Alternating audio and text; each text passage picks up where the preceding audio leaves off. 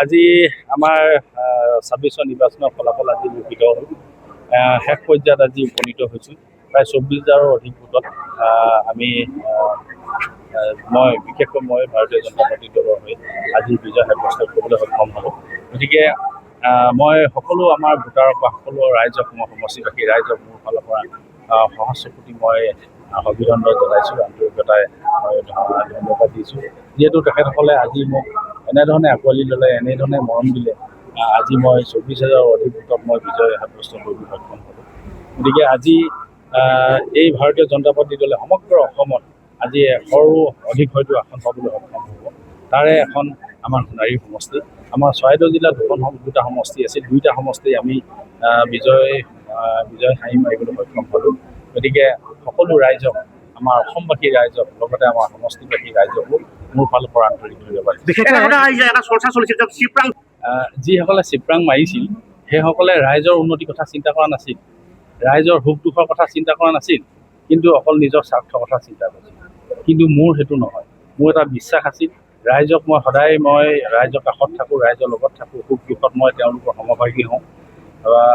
যিকোনো কথাত, যিকোনো সমস্যা তেওঁলোকৰ মই সমাধান কৰিবলৈ মই চেষ্টা কৰোঁ। সেইকাৰণে ৰাইজে মোক আঁকোৱালি ল'লে। মোৰ এটা দৃঢ় বিশ্বাস আছিল, মই ২০-২৫ ভিতৰত যে মই জয়ী হ'ম, সেইটো মই সকলো আগতে মই কৈ থাকোঁ। কিন্তু এই পৰ্টেল চেনেলত কিছুমানে যিহেতু কৈ থাকে যে ইমানৰ ভিতৰতে জিকিব, এনেকুৱা হ'ব বা 50-50 হৈছে, আমাৰ নিউজ লাইভ চেনেলেও এতিয়া তেনেধৰণে কৈছিল। গতিকে তেতিয়া মোৰ মনটো অকণমান শংকিত হৈছিলোঁ। হ'লেও কিন্তু মোৰ মানুহৰ ওপৰত বা ৰাইজৰ ওপৰত, মোৰ ভোটাৰসকলৰ ওপৰত মোৰ এটা বৃহৎ তাৰমানে আস্থা আছিল, যিটো আস্থাই আজি মোক সঁচাকৈ প্ৰমাণিত কৰি দিলে। আজি মোক ২৪,০০০ৰো অধিক ভোটত আজি মোক জয়ী কৰাই তেওঁলোকে আজি সদনলৈ পঠিয়ালে। গতিকে তেওঁলোকৰ ওচৰত মই সহস্ৰ কোটি সেৱা দেখা যায়। নিশ্চয়, কাৰণ কেলে ৰাইজক যিহেতু মই সহায় কৰিছিলোঁ, আজি ৰাইজে সেইখিনি মোক তাৰ উভতাই দিছে। গতিকে সেইকাৰণে মই তেওঁলোকৰ ওচৰত মই চিৰঋণী হৈ ৰ'ম ভৱিষ্যত। কাৰণ কেলে তেওঁলোকক মই ভৱিষ্যত যিখিনি মই সমস্যা, এই সমস্যাখিনি মই তেওঁলোকৰ দূৰ কৰিবৰ কাৰণে মই বিশেষ চেষ্টা কৰিম।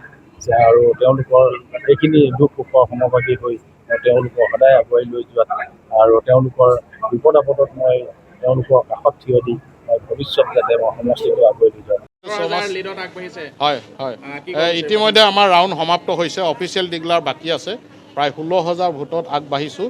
এইটো ভাৰতীয় জনতা পাৰ্টীৰ কাৰ্যকৰ্তাসকলৰ অশেষ কষ্ট ত্যাগৰ বিনিময়ত সম্ভৱ হৈছে। যোৱা নিৰ্বাচনৰ সময়ত অসম গণ পৰিষদ, ভাৰতীয় জনতা পাৰ্টি আৰু আমাৰ শুভাকাংক্ষী ৰাইজে অশেষ কষ্ট কৰিছে, ত্যাগ কৰিছে, যাৰ কাৰণে আজি এনে এটা ফলাফল লাভ কৰিবলৈ সক্ষম হৈছে। আৰু এইটো ঐতিহাসিক, তৃতীয়বাৰৰ কাৰণে ভাৰতীয় জনতা পাৰ্টীৰ বিজয় ধ্বজা মাহমৰাত উৰিছে। এইটো ঐতিহাসিক। ডক্টৰ হিমন্ত বিশ্ব শৰ্মা ডাঙৰীয়া বলিষ্ঠ নেতৃত্বৰ প্ৰতি মাহমৰাবাসী ৰাইজে আস্থা প্ৰকাশ কৰিছে। ইয়াৰ এটা জ্বলন্ত প্ৰমাণ। সমগ্ৰ অসমতে বিৰোধী এক প্ৰকাৰ ধূলিচাত হৈছে। বিৰোধীয়ে কেৱল মাত্ৰ এটা বিশেষ জনগোষ্ঠীৰ প্ৰতি ধাৱমান হোৱাৰ কাৰণে আজি এনেকুৱা এটা পৰিৱেশ বিৰোধী হৈছে, এই কথা সকলোৱে জানিছে। আৰু সমাজৰ শেষৰজন ব্যক্তিলৈকে উন্নয়ন আৰু বিকাশৰ যাত্ৰাটো লৈ যাবৰ কাৰণে ভাৰতীয় জনতা পাৰ্টীয়ে সদায় চেষ্টা কৰি আহিছে। তাৰ বিপৰীতে বিৰোধীয়ে কিন্তু উন্নয়ন আৰু বিকাশৰ কথা পাহৰি কেৱল মাত্ৰ ক্ষমতাকেন্দ্ৰিক ৰাজনীতিৰ কথা কোৱাৰ কাৰণে আজি বিৰোধীৰ এই অৱস্থা হৈছে বুলি আমি অনুভৱ কৰিছোঁ। ভাৰতীয় জনতা পাৰ্টীৰ কাৰ্যকৰ্তাসকলৰ অসীম চেষ্টা, ত্যাগ এই দলটোক আগুৱাই নিবলৈ সক্ষম হৈছে। মাহমৰাত যিটো চিপৰাঙৰ কথা ওলাইছিলে, এই ক্ষেত্ৰত আপুনি কি ক'ব বিচাৰিব? মাহমৰাত কিবা চিপৰাং হৈছে, কিবা হৈছে, এইবিলাক ছ'চিয়েল মিডিয়া সৃষ্টি, এইবিলাক একো হোৱা নাই।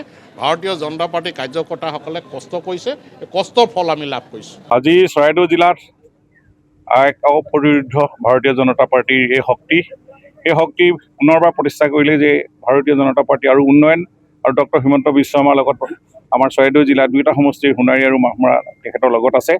আৰু যোৱা 10টা বছৰ বিজেপি চৰকাৰ আৰু বিশেষকৈ যোৱা 5টা বছৰত আমাৰ মাননীয় মুখ্যমন্ত্ৰী গতিশীল নেতা ডক্টৰ হিমন্ত বিশ্ব শৰ্মাৰ নেতৃত্বত যিটো পৰিৱৰ্তন দেখিলে, আৰু সেই পৰিৱৰ্তনে আমাৰ বহু পিছ পৰি থকা দুইটা সমষ্টি বহু উন্নতি শিখৰলৈ লৈ গ'ল।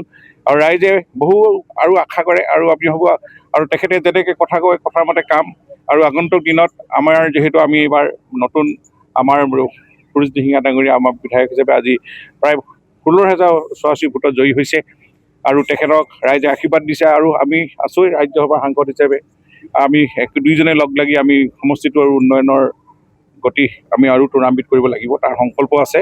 গতিকে সকলো ৰাইজে এতিয়া আমাৰ সকলোৱে একেলগে থাকি আমি ৰাইজে সহযোগ কৰিব, আমি চৰকাৰৰ লগত থাকি আমি যেনেধৰণে উন্নয়ন আনিব লাগে সমষ্টিটোৰ, তাৰ কাৰণে আমি কাম কৰিম বুলি আমি আজি এই শুভ মুহূৰ্তত আমি দুইজনে সংকল্প লৈছোঁ। হয়, সোণাৰী 20,000 চুৱাচি। সেইটো পূৰ্বে অনুমান কৰা মতে আমি আগতেও কৈছিলোঁ যে বহু ভোটত জিকিব।